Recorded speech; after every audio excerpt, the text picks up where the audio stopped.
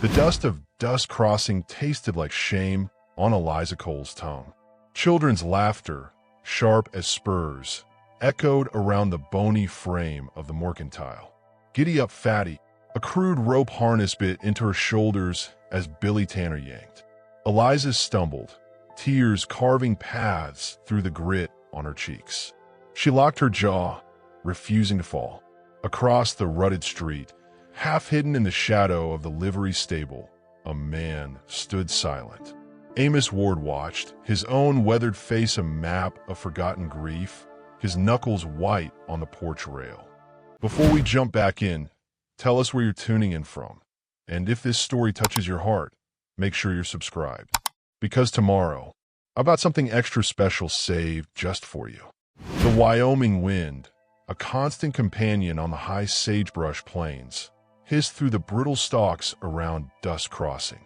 It carried the scent of dust, horse dung, and the faint, hopeful tang of water from Willow Creek, a mile east. To 15-year-old Eliza Cole, standing rigidly near the weathered boards of Miller's Mercantile, it felt like the whole world was laughing.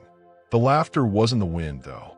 It belonged to Billy Tanner, his gangly frame vibrating with malice, and his cohorts, Sally Jenkins, whose smile was as sharp as her mother's tongue, and the Miller twins, Jed and Ted, perpetually echoing Billy's cruelty.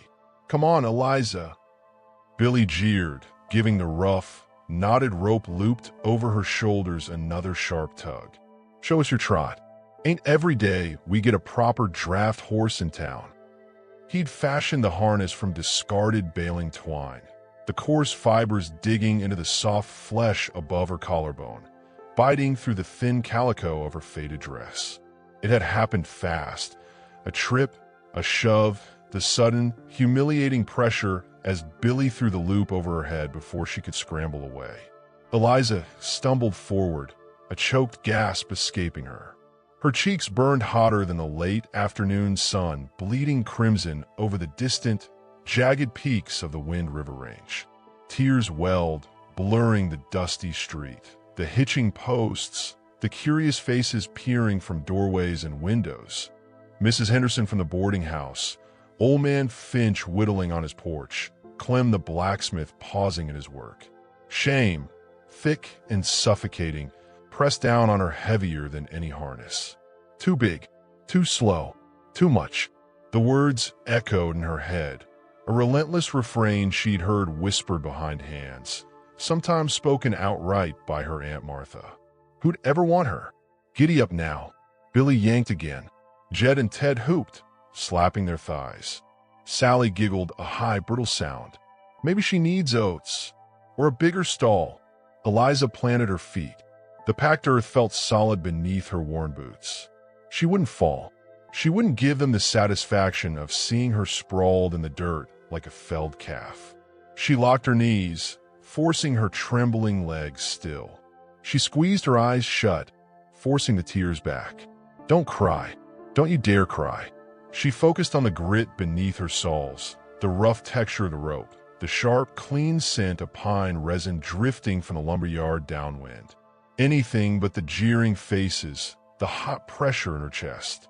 Across the wide, rutted expanse of Main Street, in the deep, cool shadow thrown by the sprawling livery stable, Amos Ward stood as still as one of the ancient cottonwoods lining Willow Creek.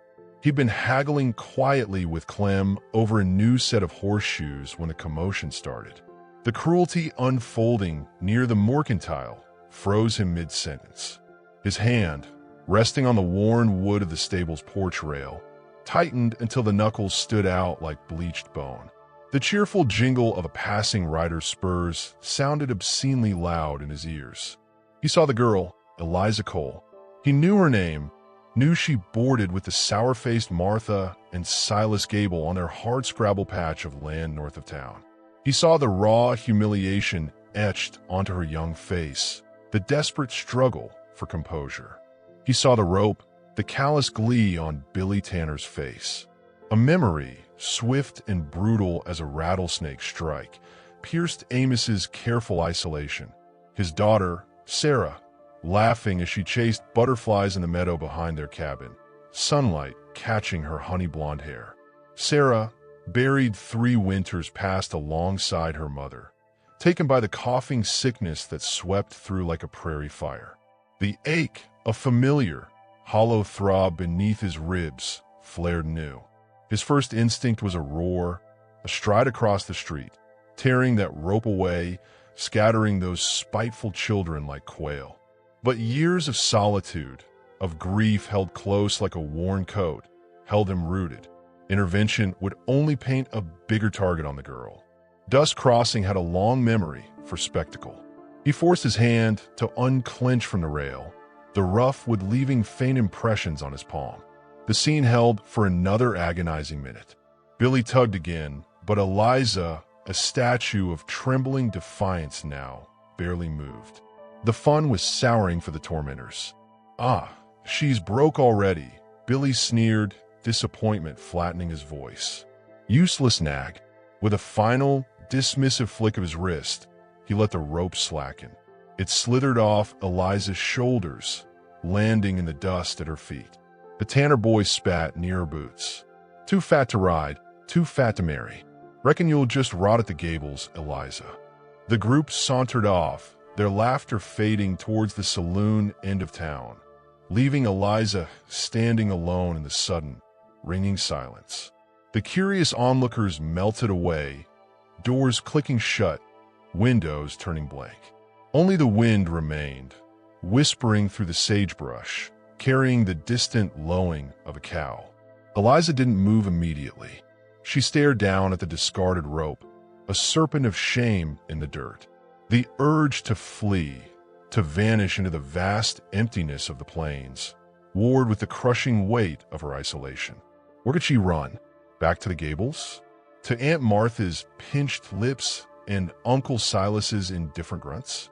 To the tiny, airless room under the eaves that smelled of dust and despair? She took a shuddering breath, the air scraping her throat. Slowly, deliberately, she bent down, not to retrieve the rope, but to pick up the small bundle of washing she'd dropped when Billy first tripped her, her aunt's linens, now smudged with dust. She clutched the rough fabric to her chest like a shield. Only then did she risk a glance across the street. The shadow by the livery stable was empty. Amos Ward was gone. A fresh wave of desolation washed over her. Even a silent witness had abandoned her to her shame. Head down, she turned and began the long walk to the edge of town, each step heavy with the knowledge of her own unwantedness. Amos hadn't gone far. He'd moved deeper into the stable's dim interior, the smell of hay, horse sweat, and leather enveloping him. He leaned against the stout support beam, closing his eyes. The image of Eliza, standing rigid against the tide of cruelty, wouldn't leave him. It merged with the ghost of Sarah, not in laughter, but in a moment of childhood hurt he'd soothed long ago. The quiet of the stable pressed in, amplifying the hammering of his own heart. He couldn't unsee it. He couldn't walk away. Not completely. He waited, listening. The crunch of boots on gravel outside signaled Clem heading back to his forge. The street sounds settled into the usual late afternoon rhythm. A wagon creaking by, a dog barking, the murmur of voices from the saloon. When he judged the coast clear near the mercantile, he slipped out the stable's side door, avoiding the main street. He moved with the quiet efficiency of a man used to solitude, circling behind the buildings, his boots silent on the packed earth alleyways. He knew the path Eliza would take home, north along the creek trail until it branched off towards the Gable place. He reached a spot where the trail narrowed, flanked by dense thickets of chokecherry and wild rose, just before the town proper gave way to open rangeland. He paused, listening again. Only the gurgle of Willow Creek and the chirp of crickets broke the stillness. The sun hung low now, casting long, skeletal shadows across the dusty path.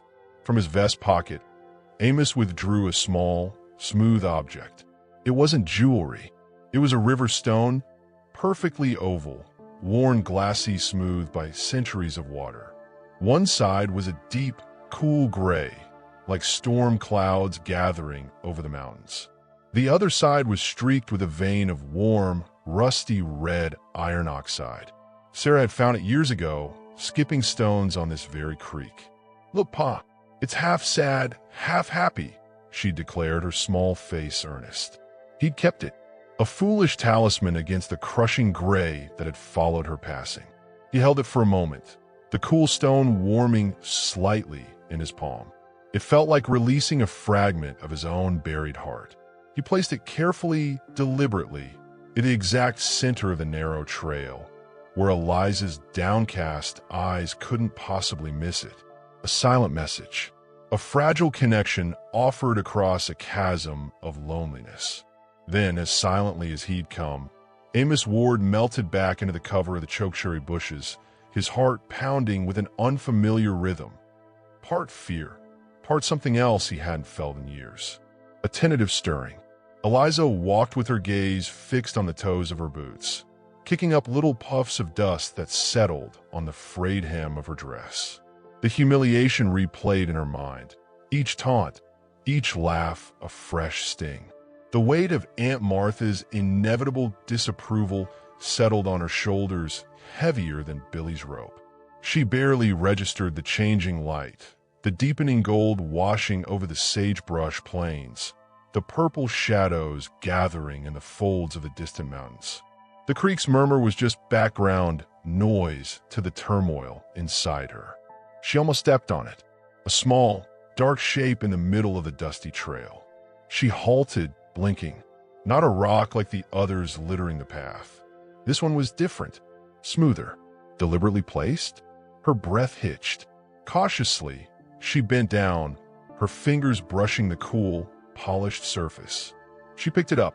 The river stone felt surprisingly heavy in her hand, solid and real.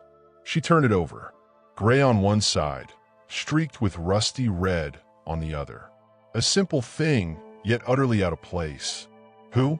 Memory flickered, faint and elusive. Years ago, before the fever took them, her father had taken her fishing on a creek much like this one. She'd found stones like this, marveling at their smoothness. He'd called them lucky stones, kissed by the water spirits. A lump formed at her throat, unexpected and sharp. It wasn't luck she felt holding it now, but a fragile, bewildering sense of being seen. Not mocked, not ignored. Seen. She closed her fingers tightly around the stone, its solid edges pressing into her palm, anchoring her.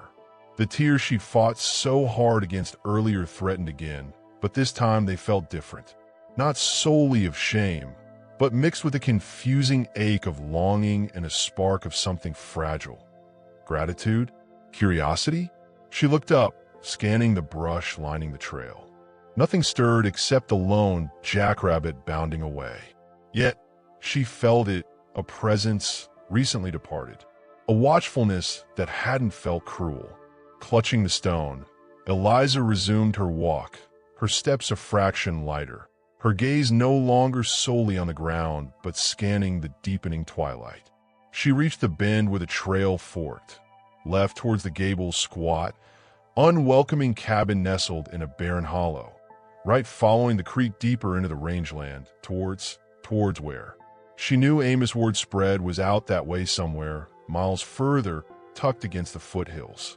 A place spoken of in town as lonely, haunted by loss. She paused, glancing down at the stone in her hand, then towards the shadowed path leading towards Amos's isolation. The wind sighed through the sage, carrying the faint smell of wood smoke, probably from the gable's chimney, a signal of the chilly reception awaiting her. As she turned reluctantly towards the left fork and the gable place, a flicker of movement caught her eye downstream.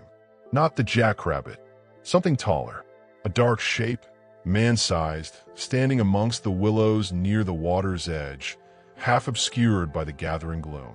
Watching the trail. Watching her? It was too far, too shadowed to make out details, but the stillness of the figure, the deliberate concealment, sent a shiver down her spine that had nothing to do with the cooling air. Billy Tanner wouldn't skulk like that. Who was it? And why were they watching her walk home? Back in the dimness of his small ranch house, miles from Dust Crossing and the memory of cruelty, Amos Ward stared into the low flames of his hearth. The image of Eliza clutching that river stone, his stone, Sarah's stone, burned brighter in his mind than the firewood. He'd watched from the chokecherries, unseen, as she found it, as she paused, as that flicker of something other than despair crossed her face. The rightness he'd felt placing at Ward with a gnawing unease. Martha Gable's reputation in town wasn't kind. Silas was known more for his silence and his fondness for cheap whiskey than any nurturing instinct. He stirred the embers with a wrought iron poker, the scrape loud in the quiet cabin. The stone was just a stone. It changed nothing for her. She'd still go back to that hard place, still carry the weight of the town's judgment. The memory of Billy Tanner's sneering voice, "Too fat to marry," echoed, twisting something tight in Amos's gut. He'd spent years building walls against the world, against the pain of loss. Reaching out, even silently, felt like prying stones loose from a dam holding back a flood he wasn't sure he could survive. He set the poker down with a soft clink. The firelight danced on the simple, sturdy furniture, the empty chair across from him. Sarah's absence was a physical ache in the room. But tonight, another face superimposed itself. Eliza's, streaked with dust and tears, yet holding onto that small, smooth stone with a grip that spoke of desperate hope. He couldn't leave it at a stone in the dust. He couldn't just be the silent shadow in the stable. The thought forming in his mind was reckless, unprecedented. It would shatter the careful isolation he'd cultivated like a brittle crop. It would invite talk, scrutiny, maybe even danger. But the image of her walking towards the Gables Hollow, towards that unseen watcher by the creek, settled over him like a cold mantle.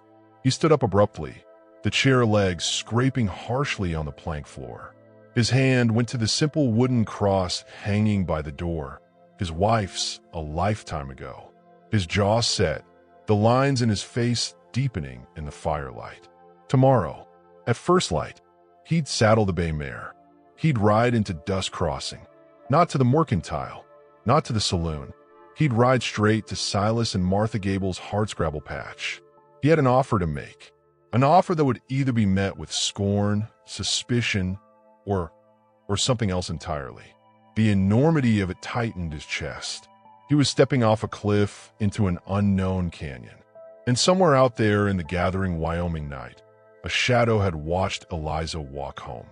Amos didn't know who or why, but the memory of that figure by the creek, motionless and intent, sent a fresh chill through him that the hearth fire couldn't touch.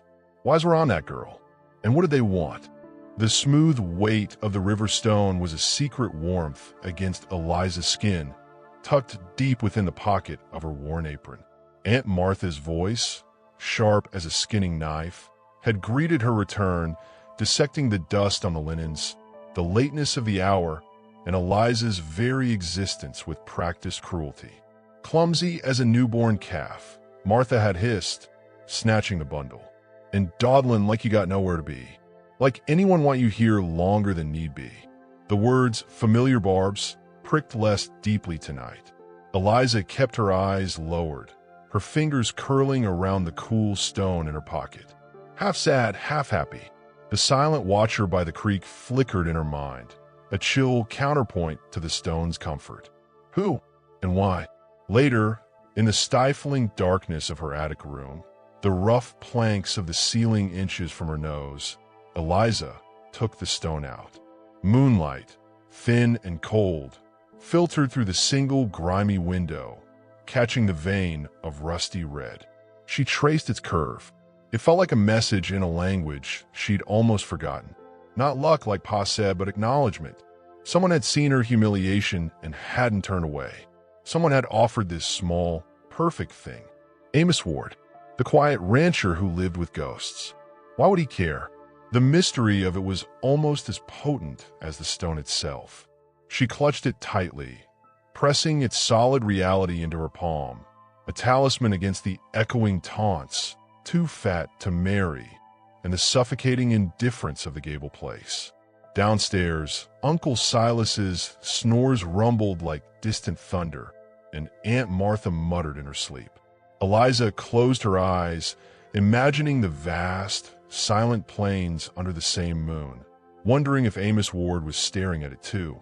Amos stood on his porch as dawn bled crimson over the eastern rim of the Wind River Range, painting the sagebrush plains in hues of rose and gold.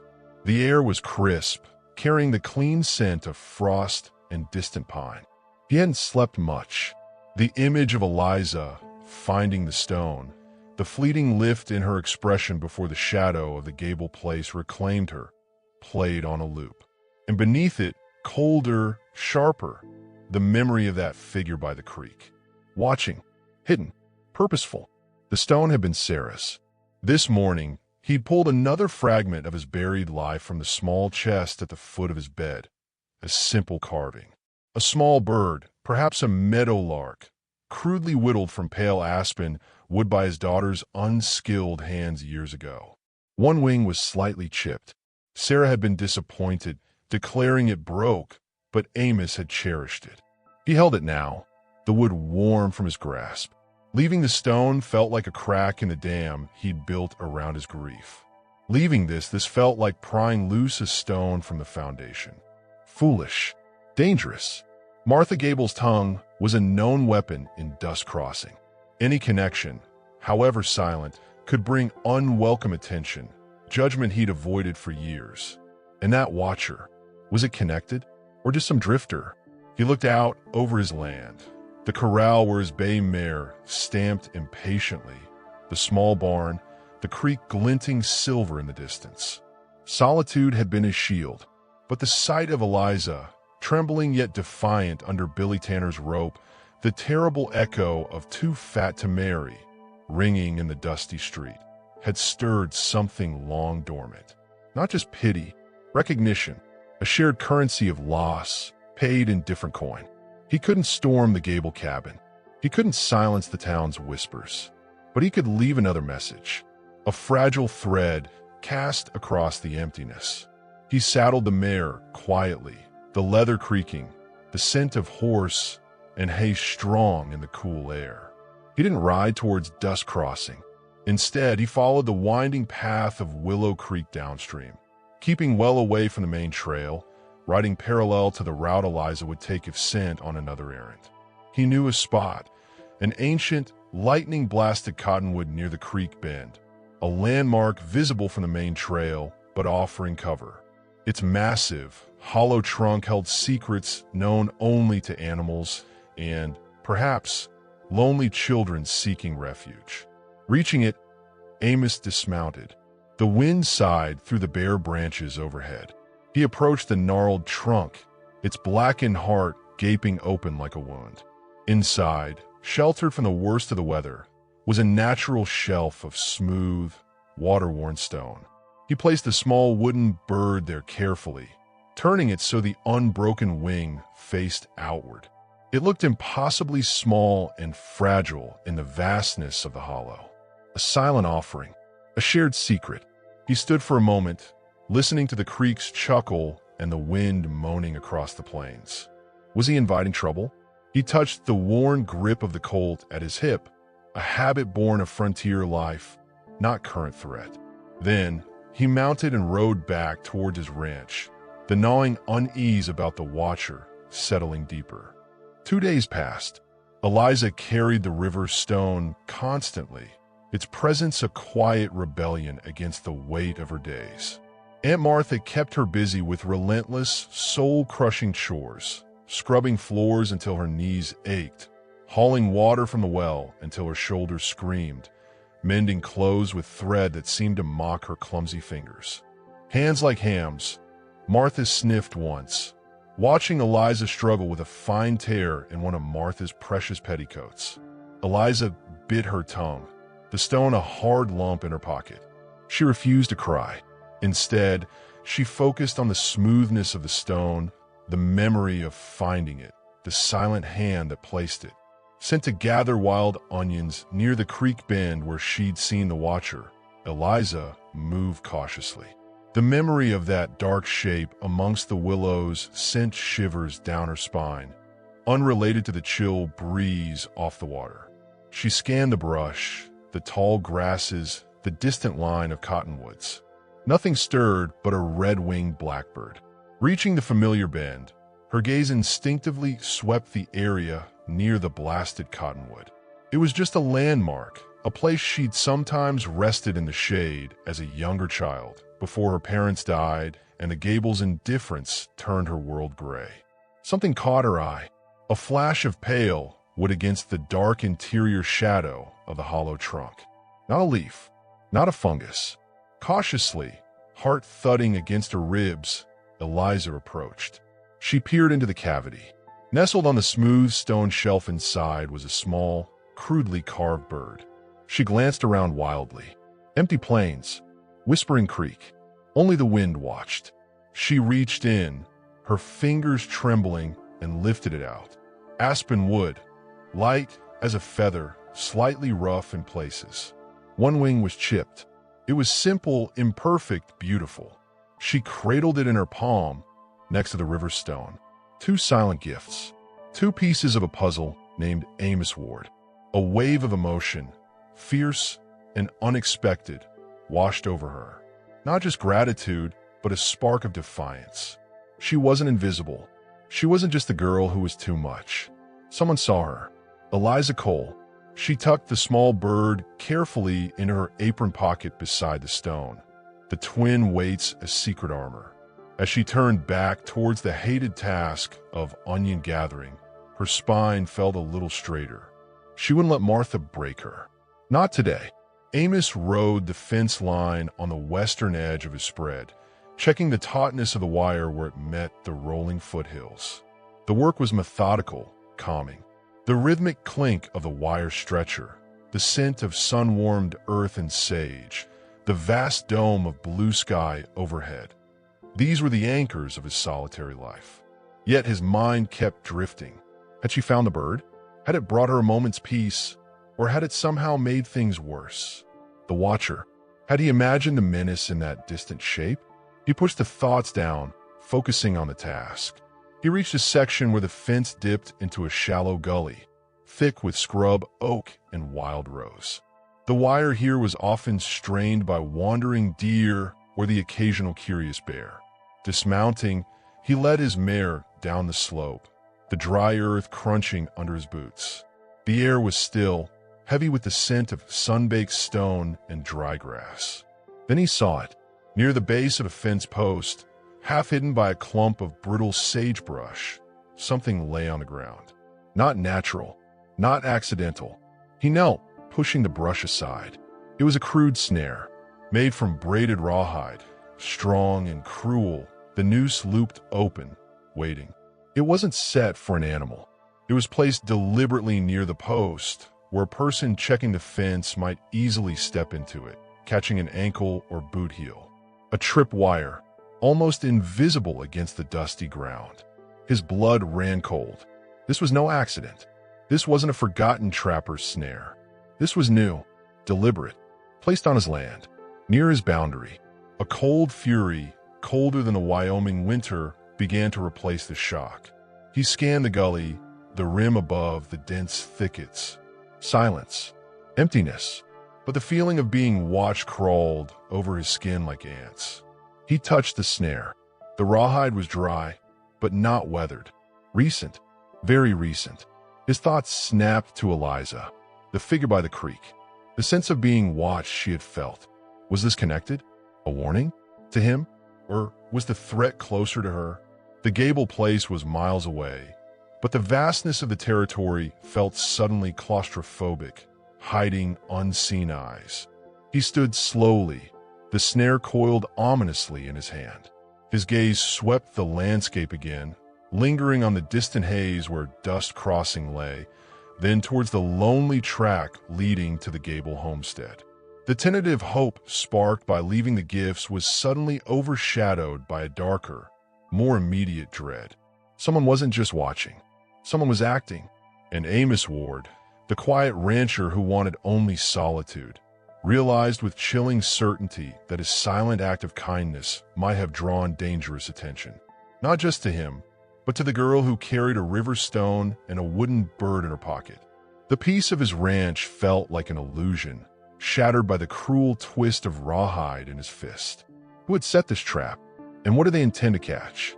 The rawhide snare lay coiled on Amos Ward's rough-hewn kitchen table, a venomous serpent of intent in the flickering lantern light. Its crude braiding, the cruel openness of the noose. It spoke of malice, not trapping. It spoke of a threat coiled on his land, waiting for him. Or perhaps the chilling thought persisted for anyone connected to him. The image of Eliza Cole, clutching her secret treasures in her apron pocket, superimposed itself over the snare. Had his silent offerings drawn venomous eyes her way? The vast Wyoming night pressed against his cabin windows, suddenly feeling less like solitude and more like a shroud concealing unseen watchers. He hadn't slept. Dawn found him saddling the bay mare, the snare tucked deep in his saddlebag, a cold, heavy weight. The plan forming in his mind was a risk, a step beyond hidden gifts in hollow trees. It required entering Dust Crossing, facing the town's prying eyes, and potentially stirring Martha Gable's waspish ire. But the snare changed things. Silence felt like complicity now.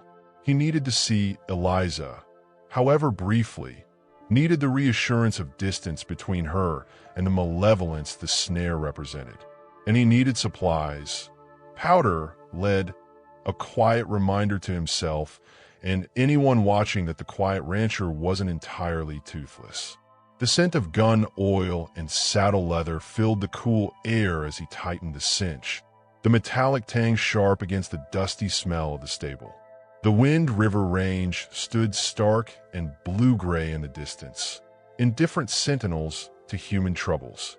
Eliza felt the worn wood of the carved bird in her pocket, its chipped wing a familiar ridge beneath her thumb. It was market day in Dust Crossing, a swirl of dust, livestock bawling, and loud voices that scraped her nerves raw. Aunt Martha had sent her with a basket of eggs to sell, a task fraught with peril. Dropping one meant a beating. Selling them too cheap meant worse. Eliza navigated the crowded street near the blacksmith's, keeping her head down, the wide brim of her sunbonnet shielding her face. The river stone rested heavy against her leg in her other pocket, twin anchors against the tide of noise and judgment. She felt the stares, heard the muffled snickers as she passed clusters of townsfolk. Billy Tanner's voice, loud and grating, carried from near the saloon porch. Heard Martha Gable's finally fattening her up proper for market. Reckon anyone will bid. Laughter followed, sharp as shards of glass. Eliza's cheeks burned, but she kept walking, her spine rigid. Too fat to marry.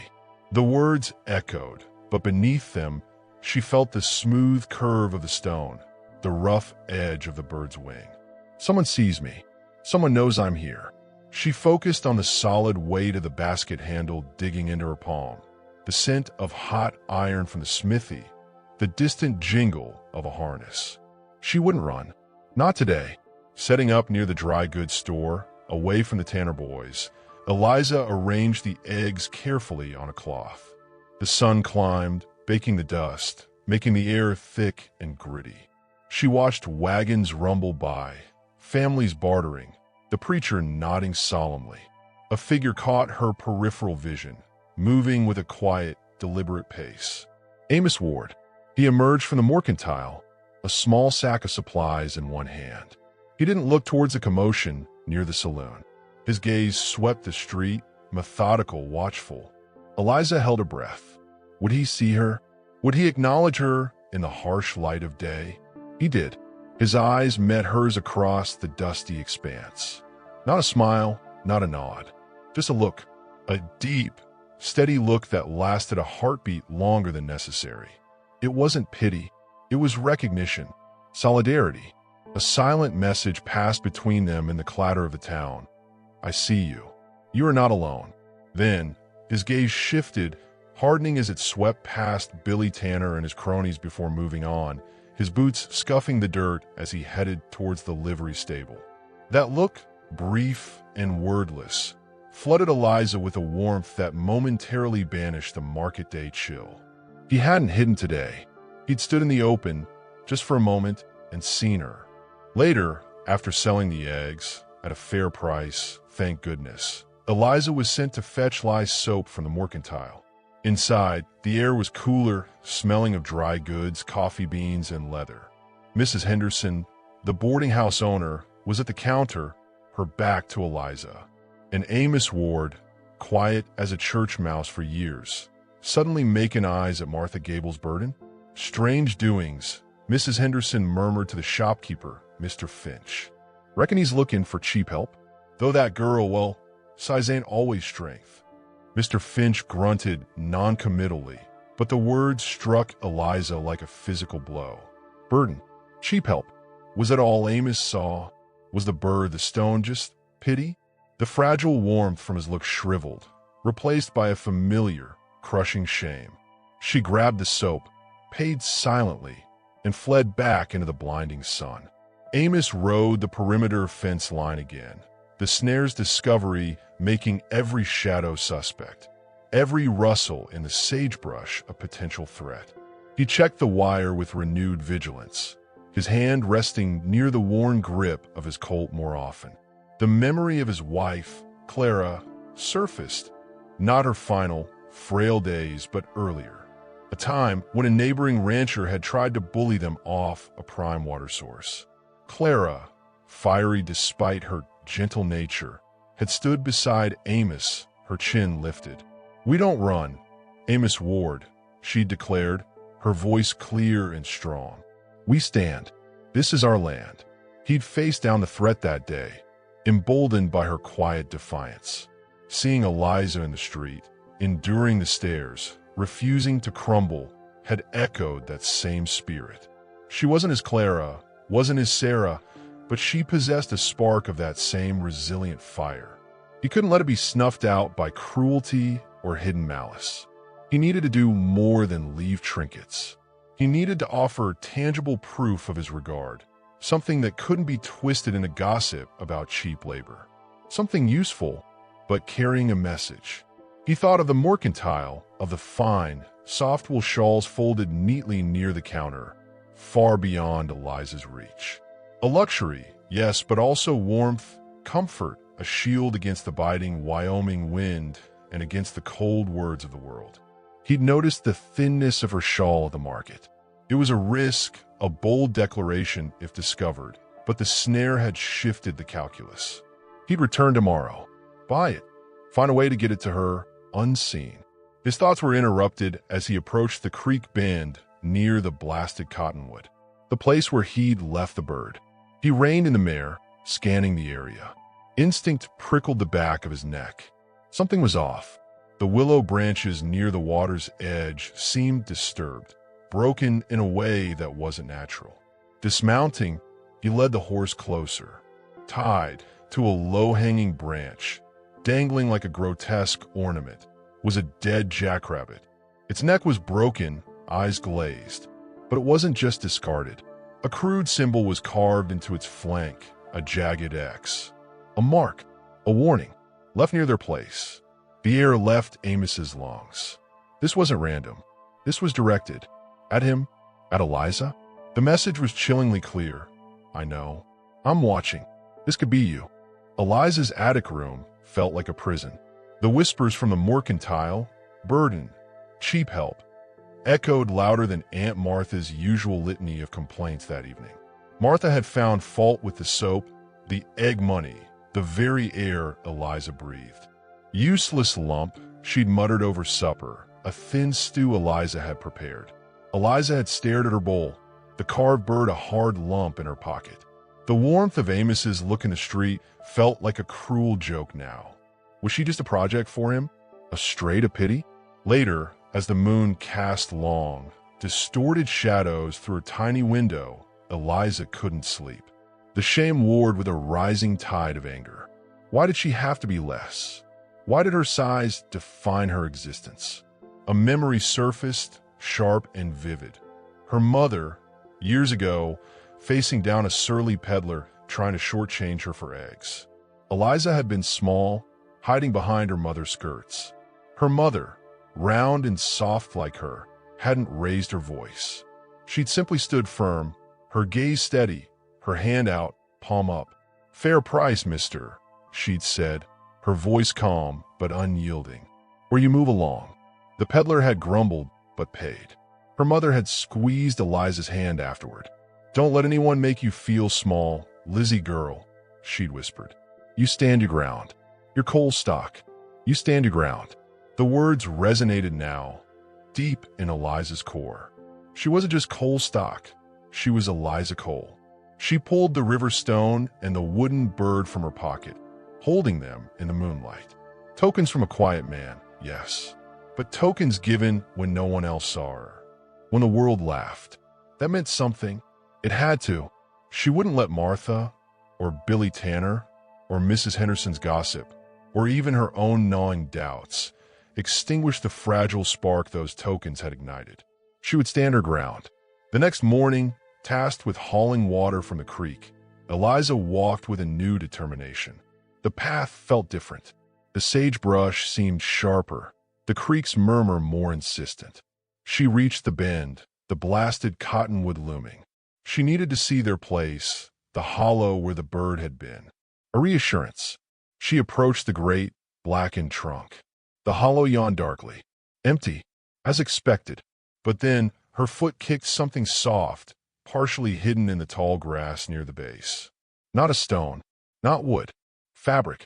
She bent down, pushing the dry stalks aside. It was a small bundle, wrapped in plain brown paper and tied with twine. Her heart hammered against her ribs. It hadn't been there yesterday. Cautiously, she looked around. The willows rustled emptily. The plain stretched vast and still under the high sun. No sign of Amos. No sign of anyone. Yet the bundle was here. Now, hands trembling, she picked it up. It was soft, yielding. She untied the twine, the rough fibers scraping her fingers, and peeled back the paper. Nestled inside was a shawl. Not her coarse, threadbare one. This was made of fine, deep blue wool, soft as a cloud, woven with intricate, subtle patterns along the edge. It was the most beautiful thing she'd ever touched. A gasp escaped her. She buried her face in its softness, inhaling the faint, clean scent of lanolin and mercantile. Warmth, immediate and profound, spread through her, banishing the morning chill and the lingering cold of Martha's words. Tears welled, hot and sudden. This wasn't pity. This was care. Unmistakable, undeniable care. She clutched it to her chest, the blue wool vivid against her faded dress. A sharp crack shattered the stillness. Not a branch snapping, not an animal. It was the distinct, whip-like report of a rifle shot, echoing across the open plains. It came from the direction of the Gable homestead. Close, too close. Eliza froze, the beautiful shawl momentarily forgotten, her blood turning to ice. The shot wasn't hunting noise. It felt deliberate, ominous. Was it a warning? An accident? Or something worse? She stared towards the rise where the Gable cabin sat, hidden by the undulating land, the echo of the gunshot still ringing in the vast, suddenly terrifying silence. Who had fired? And were they aiming at her home, or waiting for her? The echo of the rifle shot lingered in Eliza Cole's ears, sharp and unnatural against the Wyoming wind's low moan. Her fingers tightened around the soft blue shawl, its fine wool a stark contrast to the coarse grass brushing her boots. The Gable homestead lay just over the rise, a squat silhouette against the noon sun, but the gunshot's menace rooted her near the blasted cottonwood. Was it Uncle Silas, drunk and careless with his old carbine? Or something worse? The memory of the watcher by the creek, the dead jackrabbit with its carved X, sent a shiver through her. The shawl, Amos Ward's silent gift, felt like armor, but it couldn't shield her from the dread pooling in her gut. She glanced back at the empty plains, the willows swaying innocently. No movement, no sound but the creek's restless murmur. She forced her feet forward, towards the rise, towards answers.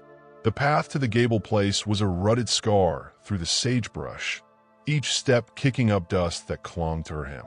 The shawl draped over her shoulders, its deep blue catching the light like a piece of stolen sky.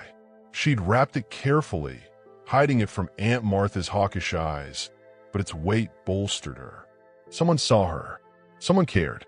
Yet, the gunshots echo gnawed at that fragile warmth. As she crested the rise, the homestead came into view, peeling clapboard, a sagging porch, a thin curl of smoke from the chimney. No sign of Silas or Martha. No sign of life. The silence felt wrong, heavy like the air before storm. Eliza paused, scanning the yard. The chicken coop's door hung ajar, feathers scattered like snow. A bucket lay overturned near the well, water soaking into the cracked earth. Her heart thudded, loud in her ears. She clutched the river stone and wooden bird in her pocket, their familiar shapes grounding her. "Ain't no call to panic," she whispered, echoing her father's steady voice from years past.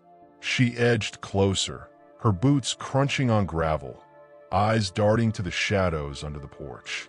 A faint metallic glint caught her attention, a spent rifle casing, winking in the dust near the steps. Fresh, not rusted. She knelt, fingers trembling as she picked it up. The brass was still warm. Amos Ward rode hard across the sagebrush plains, the bay mare's hooves pounding the earth, kicking up clouds that tasted of grit and resolve. The dead jackrabbit, its jagged X carved in flesh, burned in his mind. The rawhide snare before it.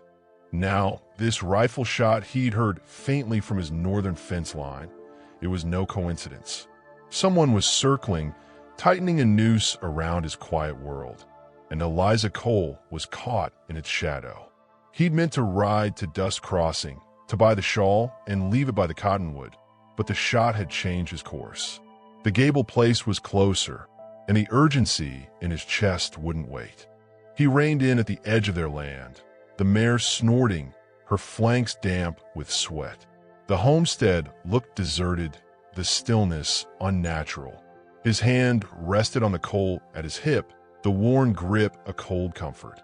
He dismounted, tying the mare to a gnarled fence post. The air carried the scent of wood smoke and something sharper, gunpowder. His gaze swept the yard, scattered feathers, an overturned bucket, a faint trail of disturbed earth leading towards the barn. Then he saw her, Eliza, crouched near the porch steps, a glint of brass in her hand. Her face was pale, the blue shawl vivid against her faded dress. Their eyes met, and for a moment, the world narrowed to that shared glance. Fear, recognition, a silent plea. Amos crossed the yard in long, deliberate strides, his boots silent on the packed earth. "You hurt?" he asked, voice low, rough as gravel. Eliza shook her head, holding up the rifle casing. "Found this. Shot came from near here." Her voice trembled but held steady. "Ain't seen Silas or Martha." Amos's jaw tightened. He scanned the barn, the sagging roof casting deep shadows. "Stay close," he said, motioning her to follow. She hesitated, then fell in step behind him, the shawl slipping slightly to reveal the tense set of her shoulders. The barn door creaked as he pushed it open, the air inside thick with hay dust and the sour tang of neglect. Sunlight slanted through gaps in the walls, illuminating a pile of broken harnesses, a rusted plow, and a fresh mark scratched into the wooden beam. Another X, jagged and deep like a wound in the barn's heart. Eliza gasped softly.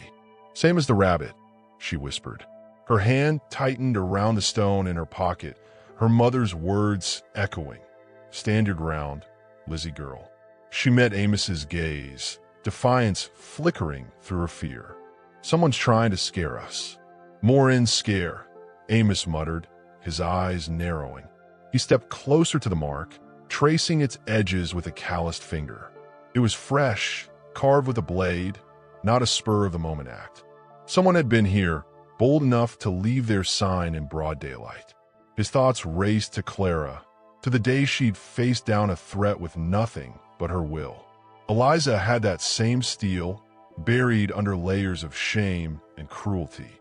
He couldn't let it break. "We need to find Silas," he said, turning to her. "And Martha. If they're here, they might know something."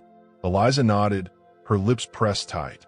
They moved together towards the cabin, the silence between them heavy with unspoken questions. The porch steps groaned under Amos's weight. He knocked, the sound sharp in the stillness. No answer. He pushed the door open, revealing a dim interior, cluttered table, cold hearth, a single chair tipped over. Martha's shawl, the coarse one Eliza had replaced with his gift, lay crumpled on the floor. Eliza's breath hitched. "They ain't here," she said, voice barely above a whisper. Amos scanned the room, his gaze catching on a small, folded paper tucked under a tin cup on the table. He crossed to it, unfolding it carefully. Scrawled in rough pencil, "Stay clear, girl, or worse comes." No signature, but the same jagged X marked the bottom. His blood ran cold. This wasn't just a warning to him. This was aimed at Eliza. She peered over his shoulder, her face draining of color. "That's for me," she said, her voice cracking. "Why me?" Amos folded the note, tucking it into his vest. "Don't know yet," he said, meeting her eyes. "But you ain't alone in this." The words felt like a vow, heavier than he'd intended. Eliza's gaze held his, searching, and for the first time, she didn't look away. The moment shattered with a shout from outside, a slurred, angry bellow. Silas Gable stumbled into the yard, his face flushed, a half-empty whiskey bottle in one hand, his old carbine in the other. "Who's messing with my place?" he roared, swaying. His eyes landed on Amos, then Eliza, narrowing with suspicion. "You Ward? Skulking around with my niece? What's her game?" Eliza stepped forward, the shawl slipping to her elbows. "He's helping. Uncle Silas," she said, her voice steady despite the tremor in her hands. "Someone shot near here. Left this." She pointed to the casing, still clutched in her fingers. Silas spat, his gaze bleary. "Kids playing pranks. Or you, stirring trouble." He jabbed a finger at Amos. "Heard you been sniffing around her. Ain't right, a man your age." Amos's face hardened, but his voice stayed calm. "Ain't trouble I'm stirring. Someone's marking this place. Yours and mine." He held up the note, the X stark against the paper. Silas blinked, his bravado faltering. Martha appeared in the doorway, her face pinched, eyes darting between them. "What's this nonsense?" she snapped, snatching the note. Her lips thinned as she read it. "Eliza, you bringing danger here with your fool ways?" Eliza's jaw tightened, her mother's words rising again. "Stand your ground. Ain't my ways," she said, voice low but firm. "I didn't ask for this, but I ain't running either." Martha scoffed, but Amos saw the spark in Eliza's eyes. Defiance, raw and unshakable. He stepped closer to her, a silent shield. "We're leaving," he said to Silas. "But you see that mark again, you tell me. This ain't a prank." As they turned to go, Eliza's gaze caught on the barn again. Something glinted in the shadow of the open door. A blade, half buried in the dirt, its handle wrapped in rawhide. Not a tool, a knife, deliberately placed, its point aimed towards a cabin. Her breath caught. Another X was scratched into the handle, barely visible but unmistakable. The watcher wasn't just watching anymore. They were closing in. Amos followed her gaze, his hand tightening on the Colt. He didn't speak, but his eyes met hers, a shared understanding passing between them. This threat was real, and it was personal. They moved quickly, Amos leading her to his mare. "Ride with me," he said, voice low. She nodded, clutching the shawl, the casing still in her hand. As they mounted and rode towards his ranch, the plains stretched vast and silent around them. But the air felt charged, like the moment before lightning strikes. The knife in the dirt, the note, the X marks, they weren't warnings anymore. They were promises. Halfway to Amos's spread, a low rumble broke the silence. Not thunder, but hoofbeats. Distant but closing fast. Amos reined in, his eyes narrowing as he scanned the horizon. A single rider crested a rise, silhouetted against the sinking sun. Too far to make out a face, but the posture was deliberate, the horse moving with purpose straight towards them. Amos's hand hovered over his colt, his voice a low growl. "Stay behind me, Eliza." She obeyed, her heart pounding, the shawl slipping to her waist. The rider slowed, raising a hand, not in greeting but in command. A glint of metal flashed at their side, a rifle, held low but ready. The figure called out, voice sharp and unfamiliar, carrying across the wind. "Ward, you got something that don't belong to you." The words hung in the air, cold and final. Eliza's blood froze. Was it her? Was she the thing that didn't belong? Or was it something, or someone else entirely? The rider's face remained shadowed, but the X marks burned in her mind, and the hoofbeats grew louder, closing the distance with terrifying intent. The rider's silhouette loomed against the Wyoming dusk, a black specter framed by the dying sun's amber glow. The hoofbeats thudded closer, each one a hammer strike against Eliza Cole's racing heart. She clung to the blue shawl, its soft wool bunched in her fists, as Amos Ward's mare shifted beneath them. His hand hovered over the colt at his hip, steady as stone, but his voice was a low growl meant only for her. "Stay behind me, Eliza." The rider's words echoed in the cooling air. "You got something that don't belong to you." Sharp as a blade's edge, Eliza's breath caught. Was it her? The river stone and wooden bird pressed hard against her thigh.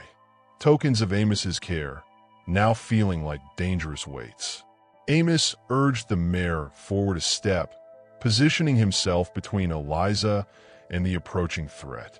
The plain stretched vast around them, sagebrush whispering secrets to the Wind River range a distant, impassive witness.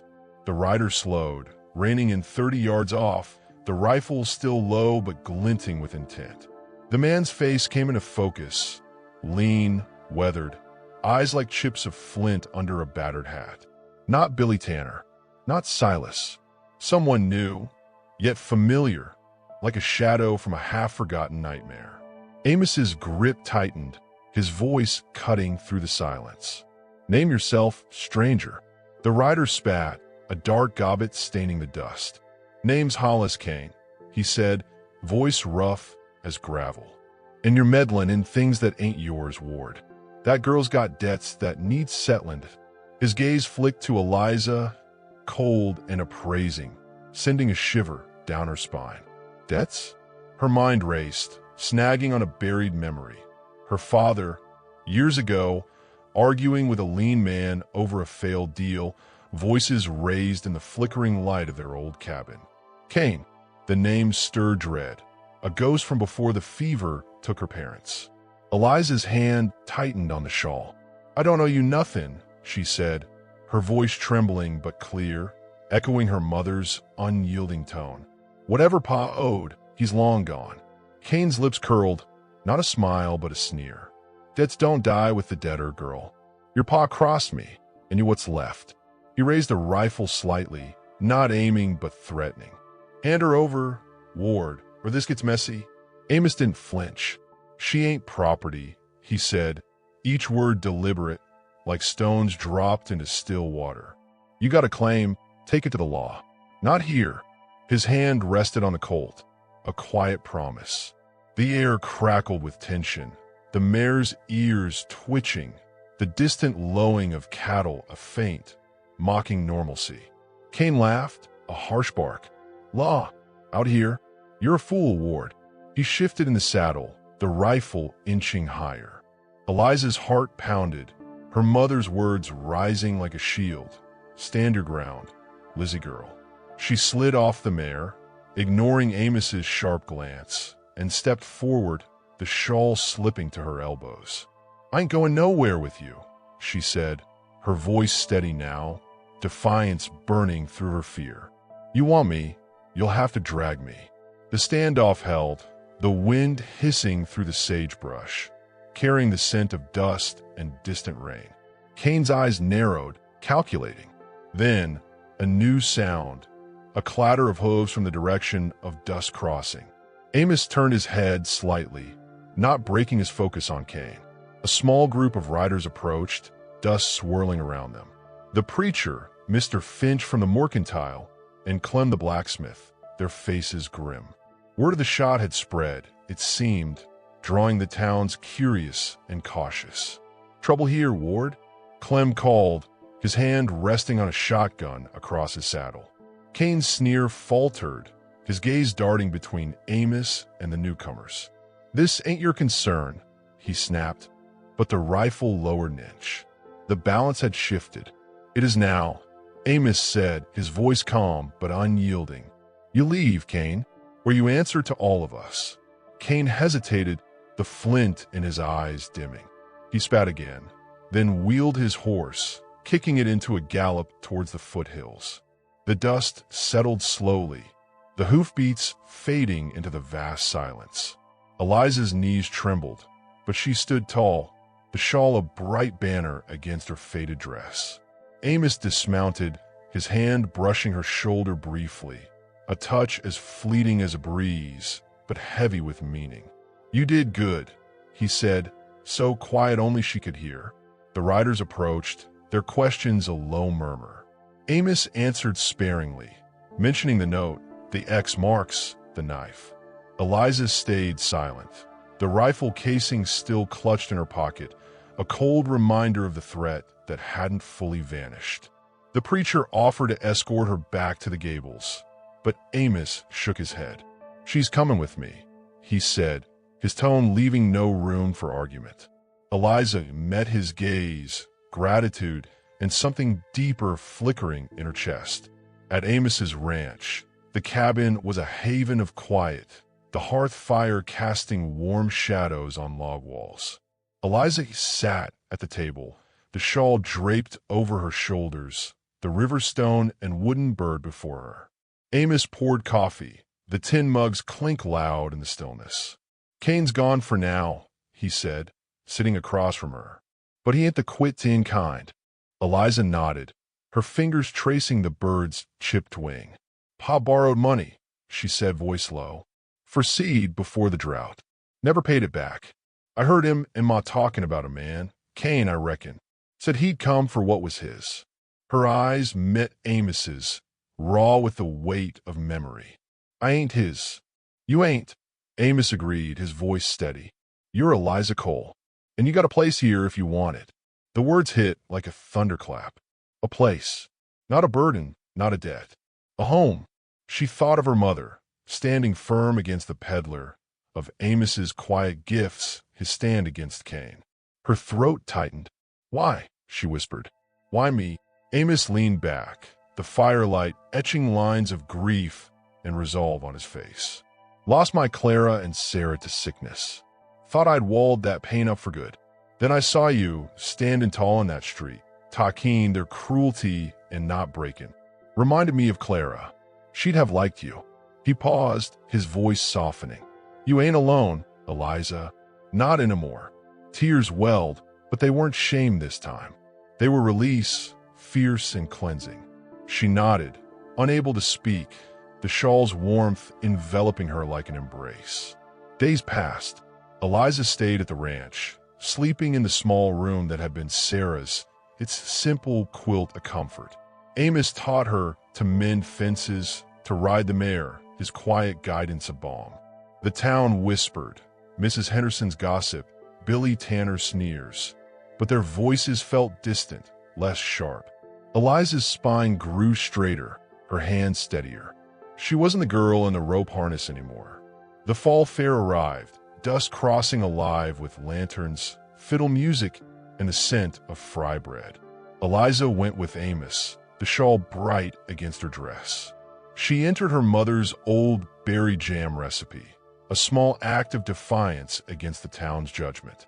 When the preacher announced her win, the crowd's applause was hesitant, then warm, led by Clem and Mr. Finch.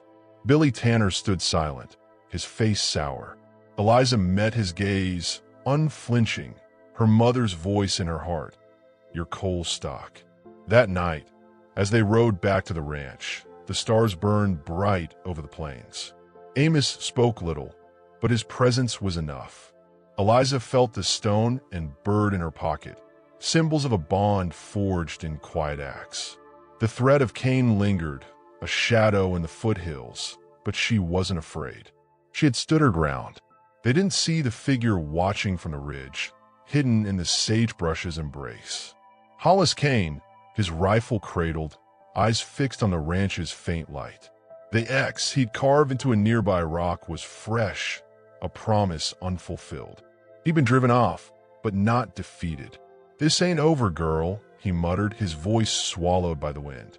"Debts get paid." His horse shifted, ready to move, and the glint of his blade caught the starlight, sharp and waiting for the moment to strike.